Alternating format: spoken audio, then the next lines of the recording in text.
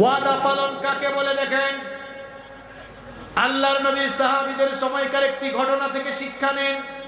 খারাপ লাগতেছে? একটা ঘটনা বলবো, শুনবেন তো? খুব সুন্দর একটি ঘটনা, এখান থেকে শিক্ষণীয় বিষয় আছে। ওমর ইবনুল খাত্তাব রাদিয়াল্লাহু আনহুর শাসন আমলে একবার এক যুবককে আদালতের কাঠগড়ায় দাঁড় করানো হলো। যুবকের অপরাধ ছিল সে একজন মানুষকে খুন করে ফেলেছে। যেই লোকটাকে খুন করা হয়েছে তার দুই ছেলে ওই যুবককে ধরে আদালতে দাঁড় করালো। এবার ওমর ইবনুল খাত্তাব রাদিয়াল্লাহু আনহু জিজ্ঞেস করলেন, কি ব্যাপার, এই যুবককে তোমরা কোন অপরাধে আমার আদালতের কাঠগড়ায় দাঁড় করিয়েছ? তারা বলল, এই যুবক আমাদের বাবাকে হত্যা করে ফেলেছে, হত্যার দায়ে আপনার আদালতে অভিযুক্ত হিসেবে তাকে আমরা হাজির করেছি। ওমর ইবনুল খাত্তাব রাদিয়াল্লাহু আনহু এবার ওই যুবককে জিজ্ঞেস করলেন, কি ব্যাপার, সত্যি কি তুমি তাদের বাবাকে হত্যা করেছো নাকি? যদি করে থাকো তাহলে কিভাবে হত্যা করেছো, ডিটেইলস বলো। যুবক এবার বলল, আমিরুল মুমিনিন, আমি খুব ক্লান্ত ছিলাম, খুব পরিশ্রান্ত ছিলাম। ক্লান্ত থাকার কারণে একটি গাছের ছায়ার নিচে বিশ্রাম নিচ্ছিলাম। হঠাৎ করে আমার চোখগুলো বন্ধ হয়ে গেল, আমার ঘুম চলে আসলো। ঘুম থেকে উঠে দেখলাম আমার পাশে আমার যে উট ছিল সেই উটটা আমার কাছে নাই। উটটাকে খুঁজতে খুঁজতে গিয়ে দেখি আমি যেই লোকটাকে আমি মেরে ফেলেছি ওই লোকটার পাশে আমার উট মরে পড়ে আছে। লোকটাকে জিজ্ঞেস করলাম, আপনি কি জানেন না কি আমার উটটা কিভাবে মারা গিয়েছে? লোকটা বলল, আমার বাগানের ভেতরে ঢুকতে চেয়েছিল, আমি এই উটটাকে বাধা দিতে গিয়ে এক পর্যায়ে মেরে ফেলেছি। আমি তখন লোকটার সাথে তর্ক বিতর্ক শুরু করলাম। তর্ক বিতর্কের এক পর্যায়ে আমিও লোকটার মাথায় একটা পাথর নিক্ষেপ করলাম। জানতাম না লোকটা মরে যাবে, বেখেয়ালে পাথর নিক্ষেপ করেছিলাম, আর ওই লোকটাও মরে গিয়েছে। মনের অজান্তে আমি লোকটাকে হত্যা করে ফেলেছি, আল্লাহর ওয়াস্তে মাফ করে দেন। ওমর ইবনুল খাত্তাব রাদিয়াল্লাহু আনহু বললেন, আমার আদালত, এখানে আমার নিজের ইচ্ছা মতোই আদালত চলে না, এই আদালত চলে কার আইনে? তো আল্লাহর আইন তো হলো হত্যার বদলে হত্যা। তবে তার ছেলেরা যদি তোমাকে মাফ করে দেয় ভিন্ন কথা।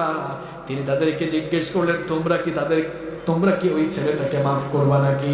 তারা বলল, না, আমরা আমাদের বাবার হত্যাকারীকে মাফ করব না। এবার ওমর ইবনুল খাত্তাব রাদিয়াল্লাহু আনহু রায় দিলেন, ঠিক আছে, আগামী জুমার দিনে জুমার নামাজের পরে তোমার মৃত্যুদণ্ড বাস্তবায়ন করা হবে। এখন বলো, মরার আগে তোমার কোনো ইচ্ছা আছে নাকি? লোকটা তখন বলল, যুবক যখন বলল, আমিরুল মুমিনিন, আমাকে মৃত্যুদণ্ড দিলেও আমার কোনো আপত্তি নাই, তবে আমি আপনার কাছ থেকে কিছু সময় চাচ্ছি, কারণ আমার পরিবারের কিছু আমানত আমার কাছে আছে, কিছু লোক আমার কাছে আমানত দিয়েছে, সেই আমানতগুলো আমি ফিরিয়ে দিতে যাব।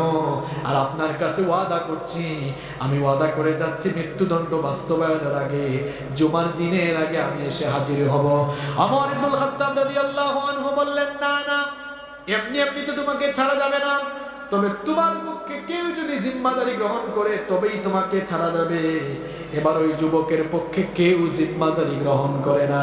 হঠাৎ করে আল্লাহর নবীর একজন সাহাবী আবু যার গিফারি রাদিয়াল্লাহু আনহু দাঁড়ালেন, দাঁড়িয়ে বললেন, ওগো আমিরুল মুমিনিন, এই যুবকের জন্য আমি নিজেই জিম্মাদার হয়ে যাব।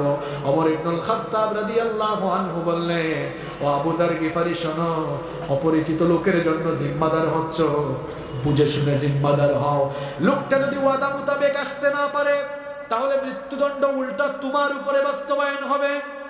আবু যার গিফারি রাদিয়াল্লাহু আনহু বললেন, বুঝে শুনে এই সিদ্ধান্ত নিচ্ছি, আমি ওই ভাইটার জন্য জিম্মাদারি গ্রহণ করলাম, তাকে ছেড়ে দেন, আমি আশা রাখি ওয়াদা মোতাবেক সে সঠিক সময়ে ফিরে আসবে।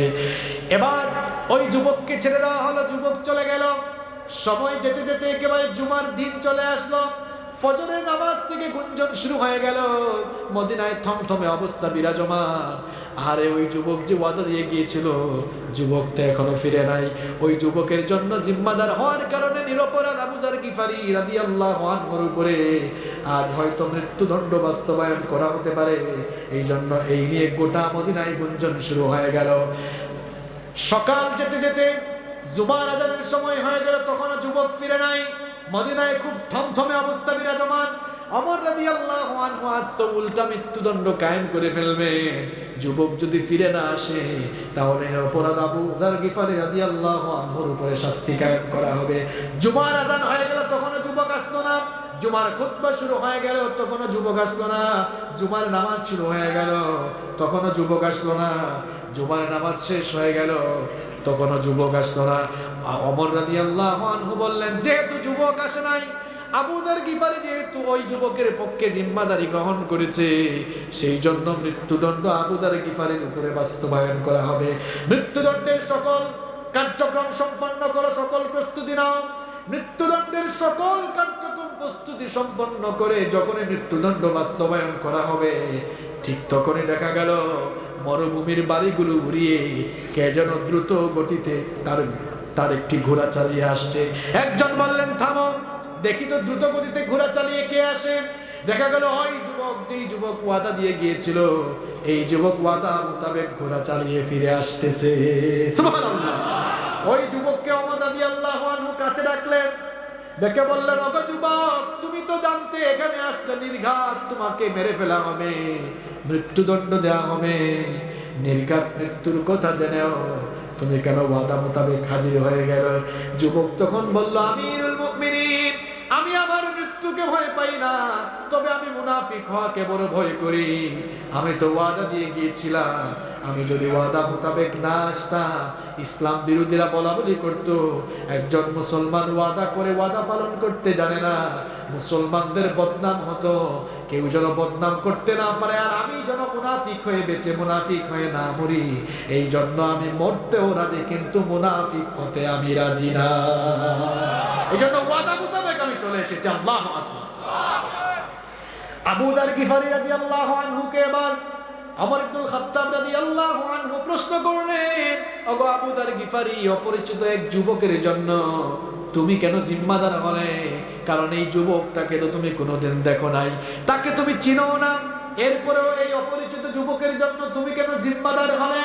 আবু যার গিফারী রাদিয়াল্লাহু আনহু তখন জবাব দিলেন, আমিরুল মুমিনিন, আমাদের এক মুসলমান ভাই বিপদে পড়েছে, তার বিপদের সময় আমি যদি তার সাহায্যে এগিয়ে না আসতাম, তাহলে ইসলাম বিরোধীরা বলা বলি করত মুসলমানরা এমন চরম জাতি, তাদের এক ভাইয়ের বিপদে আরেক ভাই এগিয়ে আসে না, এমন কথা কেউ যেন বলতে না পারে, সেই জন্য আমার ভাইয়ের বিপদে আমি এগিয়ে এসেছি। আরে দেখেন, পূর্বের যুগের মুসলমান আর এখনকার মুসলমান, এখন বিপদে আর সহযোগিতা কি করবে? বিপদে পড়লে আরো বিপদে ফেলাবার জন্য আরো চেষ্টা করে। এমন মানুষ আছে না নাই?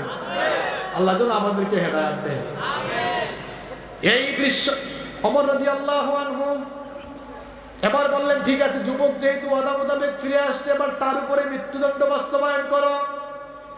যখনই তার উপরে মৃত্যুদণ্ড বাস্তবায়ন করা হবে, এবার বাদী লোকেরা বলল, বাদী লোকেরা কারা মনে আছে নাকি? যাকে হত্যা করা হয়েছিল তার কয় ছেলে? এরা বলল, আমিরুল মুমিনিন থামেন, এই লোকটাকেও আমাদের ভাইটাকেও মৃত্যুদণ্ড দেওয়ার দরকার নাই। ওমর রাদিয়াল্লাহু আনহু অবাক হয়ে জিজ্ঞেস করলেন, প্রথম দিন তাকে মেরে ফেলার জন্য তোমরাই চেয়েছিলে, এখন আবার মৃত্যুদণ্ড বাস্তবায়নে বাধা দাও কেন? তারা তখন বলল, আমাদের এক ভাই ভুল করে ফেলেছে, মনের অজান্তে খুন করে ফেলেছে, আমাদের কাছে মাফ চেয়েছে, আমরা যদি মাফ করে না দেই, গোটা দুনিয়ায় খবর হয়ে যাবে মুসলমানরা এমন চরম জাতি, তারা তাদের ভাইদেরকে ক্ষমাও করতে জানে না, এমন কথা কেউ যেন বলতে না পারে, এই জন্য আমাদের এই ভাইটাকে আল্লাহর ওয়াস্তে আমরা মাফ করে দিলাম। এখন আমরা মাফ করতে জানি না, কেউ ভুল করলে আমরা তাকে শাস্তি দিতে দিতে তাকে আমরা মেরে ফেলার দেশ ছাড়া, একেবারে দেশ ছাড়া করতে আমরা রাজি, আছে না নাই? একটু উদার হইতে হবে, ভিন্ন মতের প্রতি শ্রদ্ধাবোধ থাকতে হবে। আল্লাহ আমাদেরকে বুঝার তৌফিক দান করুন।